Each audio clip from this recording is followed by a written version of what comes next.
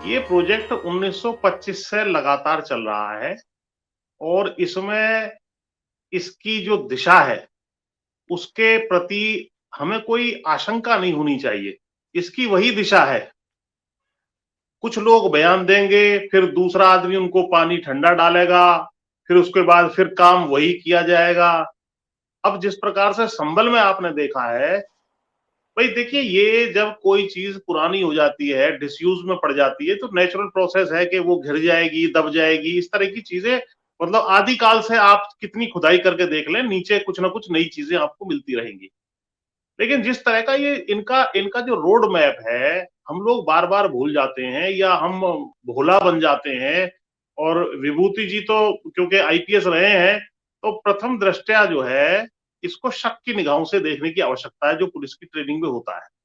इसके विषय में अगर आप मुझे अलाउ करें, तो ये वी और अर नेशनहुड डिफाइंड, इस किताब का एक मैं पैराग्राफ पढ़ना चाहूंगा। ये जो गोलवलकर की किताब है, जो दूसरे इनके आरएसएस चीफ रहे, ये चैप्टर 5 में पेज नंबर 43 पर कहते हैं कि Hindustan is the land of the Hindus and is the terra firma for the Hindu nation alone to flourish upon. तो हिंदुस्तान केवल हिंदुओं के लिए है और हिंदुओं के लिए का ही इसमें जो है फलना फूलना हो, इसके लिए ये हिंदू मतलब हिंदुस्तान की जो जगह है या जमीन है, वो इसके लिए बनी है।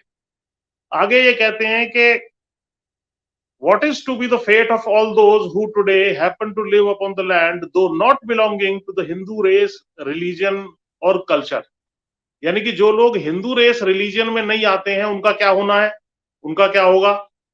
इसके लिए पेज नंबर 45 पर पढ़ेंगे, तो इनको ये फॉरेन रेसेस कहते हैं, बाग हिंदुओं के अलावा जो है। उसके बारे में इन्होंने कहा कि the foreign races in Hindustan must either adopt the Hindu culture and language, या तो हिंदू कल्चर लैंग्वेज को मान लो, must learn to respect and hold in reverence Hindu religion, और हिंदू रिलीजन का जो है सम्मान करना सीख लो।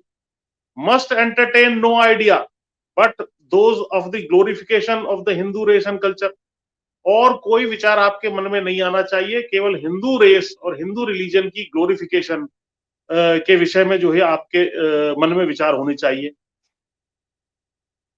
और आगे कहते हैं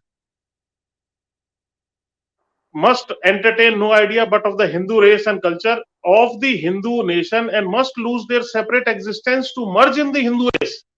और अपना अलग अस्तित्व आप जो है उसको बुला करके आपको हिंदू रेस में मर्ज होना होगा।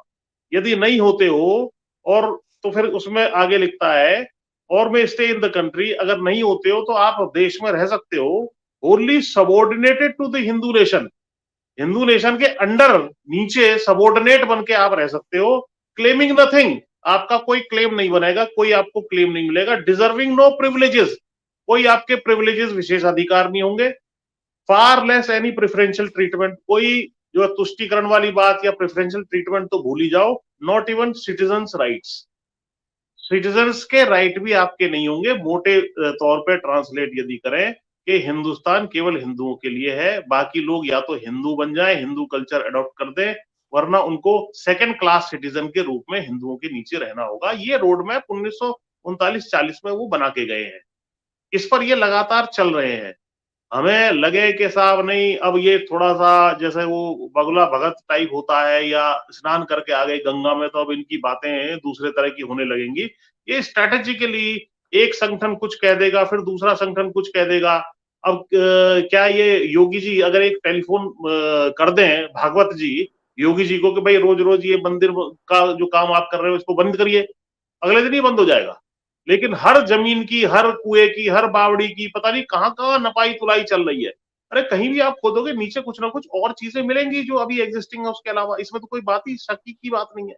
तो ये जो चीजें चल रही हैं, ये इनका जो डिजाइन है हिंदू राष्ट्र स्थापित करने का, क्योंकि अगले साल 2025 है, 2025 में इनके 100 साल पूरे हो रहे हैं, और इन्होंने मुसलमानों को पर्टिकुलर रूप से टारगेट पर नंबर 1 लिया हुआ है। सिखों को भी ये बहुत ज्यादा खालिस्तानी और सब, जो अभी एक ऑपरेशन भी हुआ है यहाँ पीलीभीत के आसपास, जिसमें 3 उन्होंने मार गिराए हैं, तो वो चीजें हो रही हैं। शेड्यूल कास्ट के लिए इन्होंने आइसोलेशन करके और उनको आरक्षण कैसे छीनना है, ये तमाम इनकी योजनाएं हैं। वन नेशन वन इलेक्शन हो, वक्फ बोर्ड हो, या अन्य चीजें जो इस देश में बार बार डाली जा रही हैं, सामने आ रही हैं। और इसी तरह जो डोमिनेंट कास्ट हैं, जो इनका मुकाबला कर सकती हैं, हिंदू राष्ट्र के प्रति खड़ी हो सकती हैं, उनको सिस्टमेटिक तरीके से कमजोर किया जा रहा है।